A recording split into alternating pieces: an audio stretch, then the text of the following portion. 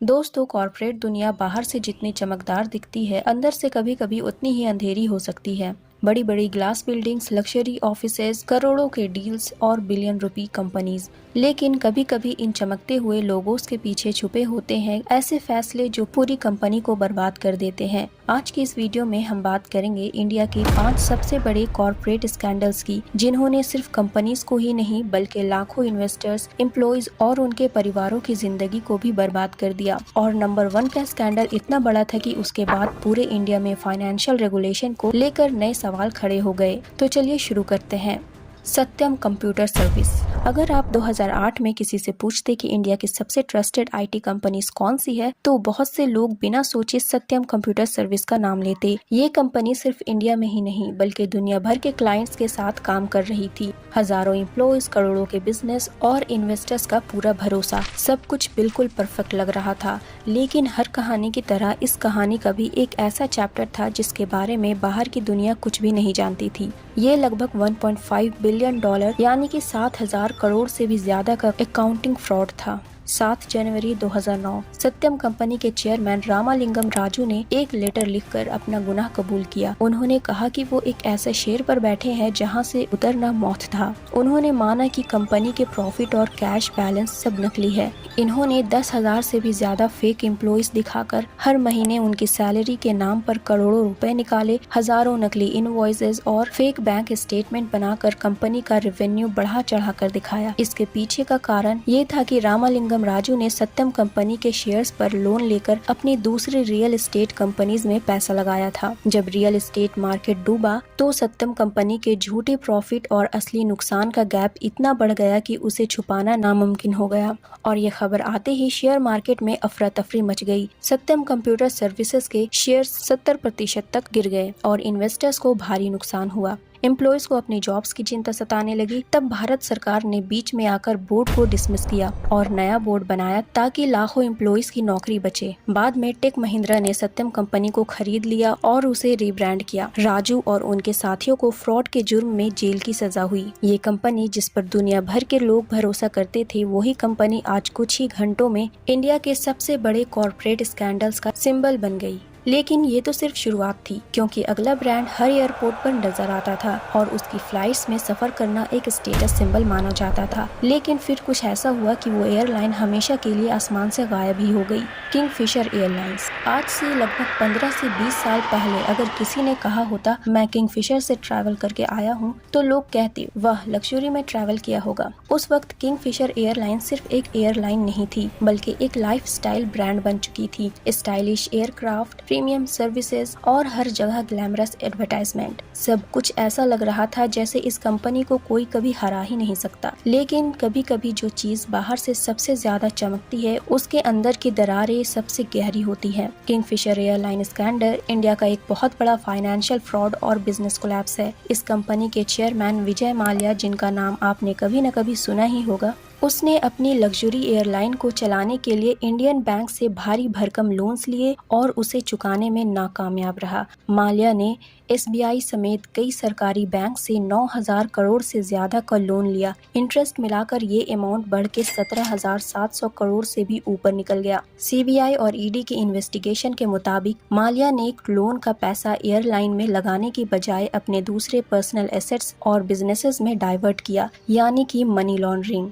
इस एयरलाइन ने एयरपोर्ट्स और ऑयल कंपनी की ड्यूज तो रखे ही, साथ ही एम्प्लॉयज की सैलरी से कटा हुआ TDS और प्रोविडेंट फंड भी सरकार को जमा नहीं किया। मार्च 2016 में जब बैंक्स उनका पासपोर्ट ब्लॉक करने के लिए सुप्रीम कोर्ट पहुंचे, माल्या चुपचाप इंडिया छोड़कर UK भाग गए। इंडियन अथॉरिटीज ने माल्या की प्रॉपर्टीज, लग्जरी विलास और शेयर को सीज किया। अब तक बैंक्स उनकी चीजों को बेचकर लगभग 14,000 करोड़ रिकवर कर लिया है। भारत सरकार उन्हें वापस लाने के लिए UK कोर्ट्स में लंबी लीगल लड़ाई लड़ रही है। 2012 में एयरलाइन बंद होने से 7,000 से ज्यादा एम्प्लॉयज की नौकरी चली गई। कई लोगों को 15 महीने तक की सैलरी नहीं मिली थी, जिससे उन्हें बहुत ज्यादा फाइनेंशियल प्रॉब्लम झेलनी पड़ी। पैसेंजर्स का भरोसा टूटने लगा और वो एयरलाइन जो कभी इंडिया की शान मानी जाती थी, आंखों के सामने बिखरने लगी। साल 2012 में किंगफिशर एयरलाइन की ऑपरेशन बंद हो गई। ये कहानी सिर्फ एक कंपनी के गिरने की नहीं थी, ये एक सबक था कि सिर्फ बड़ा नाम होना बिजनेस को हमेशा नहीं बचा सकता।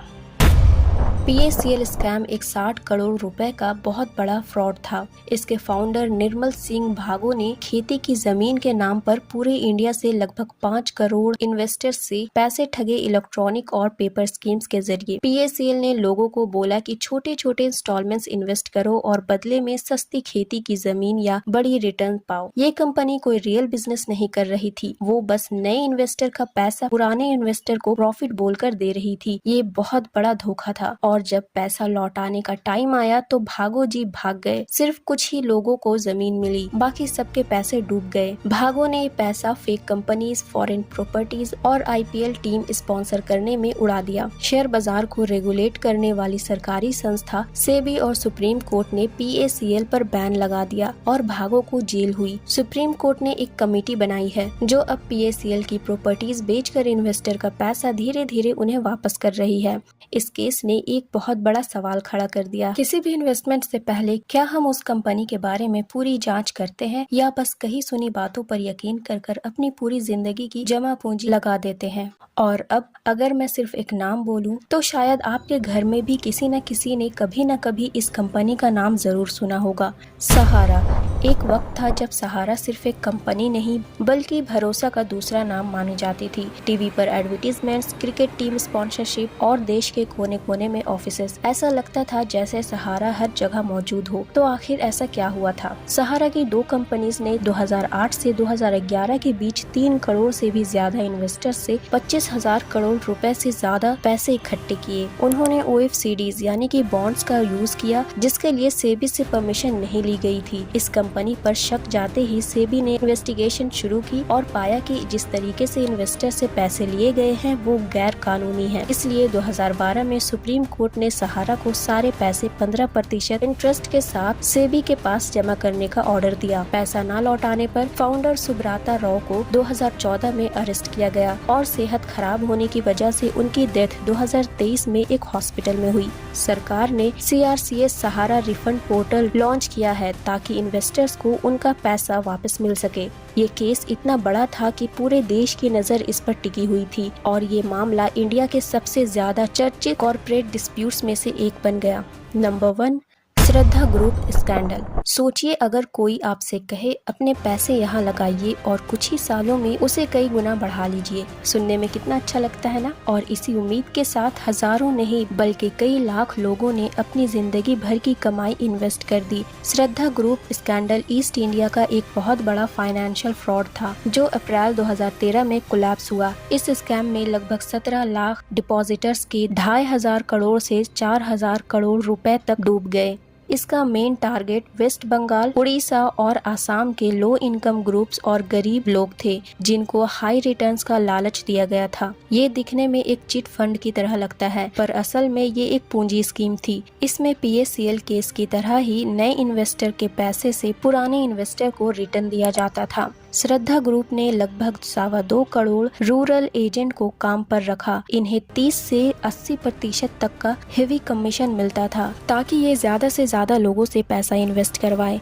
सेबी और RBI से बचने के लिए उन्होंने 200 से ज्यादा फेक कंपनीज बनाई थी ताकि मनी लॉन्ड्रिंग की जा सके। इस स्कैम का main boss Sudipta Sen, chairman और उनकी एसोसिएट देवजानी मुखर्जी थी। दोनों को 2013 में जम्मू एंड कश्मीर से अरेस्ट किया गया था। इसमें कई बड़े पॉलिटिशियंस और MPs के नाम भी आए। जाहिर सी बात है 2014 में सुप्रीम कोर्ट ने इसकी इन्वेस्टिगेशन CBI और ED को सौंप दी। इस फ्रॉड के चलते लाखों परिवार बर्बाद हो गए। कई हेल्पलेस इन्वेस्टर्स और एजेंट्स ने सुसाइड तक कर लिया और आज भी लोग अपने पैसे वापस मिलने का इंतजार कर रहे हैं। तो दोस्तों ये थी इंडिया के 5 सबसे बड़े कॉर्पोरेट स्कैंडल्स। आपको इनमें से सबसे ज्यादा शॉकिंग केस कौन सा लगा कमेंट में जरूर बताइए। और अगर आपको वीडियो पसंद आई हो लाइक कीजिए, शेयर कीजिए और चैनल को सब्सक्राइब कर लीजिए। मिलते हैं अगली वीडियो में।